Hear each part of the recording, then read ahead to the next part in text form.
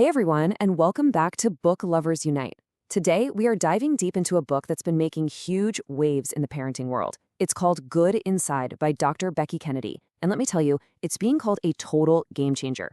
It basically asks us to rethink everything we thought we knew about discipline. So let's get into it. Okay, let's just be real for a second. If you're a parent, you've been there. That sinking feeling at the end of the day, the guilt, the worry, asking yourself, am I totally messing this up? You are so not alone. And it's that feeling, that universal struggle, that makes this book feel so urgent and so important right now. And that's where Dr. Becky comes in. She offers a new path, one that steers completely clear of the old standbys like timeouts and taking things away. What she's proposing is a truly radical new way of seeing things, a whole new lens for looking at our kids, and honestly, for looking at ourselves too. So what is this big radical shift? Well, it all starts with one core belief, one that's actually pretty simple, but at the same time, totally profound. It's literally right there in the title. The foundational idea is that we have to start from the belief that our kids are good inside. Not good when they behave, but just fundamentally good. Even when they're having a full-blown meltdown on the supermarket floor, even then, their core is good. And this is where it all starts to click. The traditional way of thinking sees a tantrum and the label is instant, bad kid. But the good inside approach completely reframes that. It sees the exact same tantrum and thinks, wow, my child is really struggling right now. The behavior isn't who they are, it's just a signal, a flare they're sending up for help. Now this concept is a bombshell. Dr. Becky explains that we all have two deep core needs. We need attachment to feel safe and connected to our people, and we need authenticity to feel and express our real emotions. But you know what happens when we punish a kid for having a big feeling? We put those two needs at war with each other. They're forced to make a choice, and they almost always choose attachment, burying their true selves just to stay connected to us. So I know what you're probably thinking. Okay, the philosophy sounds great, but what do I actually do when my kid is losing it? And that is the beautiful part. The book gives us a really practical how-to guide that's built on three main pillars. So here's the roadmap. First, we're going to talk about connection first, correction second. Then we'll get into a magical little phrase called two things are true. And finally, we'll explore why our goal should be raising resilient kids, not just happy ones. Okay, pillar number one, connection first. Think about it like this. You can't teach someone who feels threatened by you. It's just not possible. When our kids are dysregulated, our first job is to connect with them, to make them feel safe and seen. Only then, once that connection is reestablished, are they even capable of hearing our guidance. Otherwise, it just feels like an attack. And this right here is why Dr. Becky is so firmly against timeouts. I mean, just let that quote sink in. Abandonment, when a child needs us most. Wow. When a child is falling apart, they're overwhelmed, they're scared. Sending them away alone basically confirms their worst fear. My feelings are too much for you to handle. The alternative she offers is a time in, where we stay close and become their calm in the storm. All right, you guys are going to want to write this one down because pillar two is a total game changer. Dr. Becky calls this little phrase a magic wand, and honestly, it is.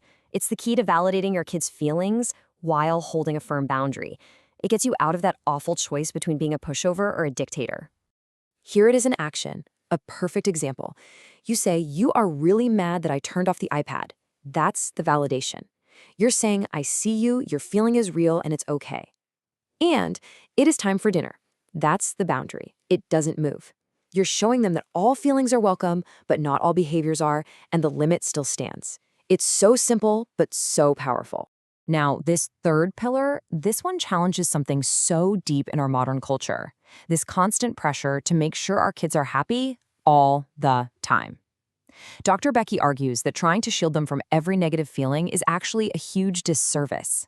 It makes them fragile. Because here's the thing, our job isn't to prevent them from ever feeling sad or frustrated or disappointed. Our real job is to coach them through those tough feelings so they learn they can survive them. Resilience is forged in the struggle, with us right there beside them saying, this is really hard, I know, and I'm right here with you. We're not rescuing them from the storm, we're teaching them how to be the ship. Now you're probably listening to all this and thinking, that sounds amazing, but I mess up, I yell, I'm not perfect. And you know what? That's exactly why this next part, the power of repair, is maybe the most crucial piece of this entire puzzle. So repair is so much more than just a quick mumbled sorry. It's a real process. It's about going back to your child later when things are calm and taking ownership. Saying something like, hey, earlier I raised my voice and that was about my frustration. That wasn't on you. I'm sorry. You own your part, show regrets, and then you reconnect. And here is the absolute gold. Messing up is not a failure. It's an opportunity. A relationship that goes through a tough moment, a rupture, and then comes back together to fix it is actually stronger and more resilient than one that just pretends everything is perfect all the time. You're teaching your kids that relationships can handle mistakes. So, as we wrap this up, what are the big final thoughts on Good Inside? Well, I'd say it's less of a rule book and more of a new compass, a new way to orient yourself as you navigate the messy, wonderful world of parenting. But let's be totally honest. Is this approach hard? Yes. It requires a ton of work and self-regulation from us. Is it a quick fix? Definitely not. This is the long game. And is it permissive parenting? Absolutely not. The boundaries are still there, they're firm, they're just held with empathy instead of with threats and fear. And I want to leave you with this one last thought from the book because it's everything. That little internal voice our kids will have for the rest of their lives, the one that's either critical or compassionate, we're helping to write that script right now by the way we treat them when they're having a hard time. Now, I really want to hear from you. Have you read Good Inside? Have you tried any of these ideas? What's your biggest takeaway or your biggest challenge? Let's get a real honest conversation going down in the comments. And hey, if this explainer helped you or gave you something to think about, please do me a solid and hit that like button. And make sure you're subscribed to Book Lovers Unite so you don't miss our next deep dive. Thanks for hanging out with me today, and I'll see you in the next one.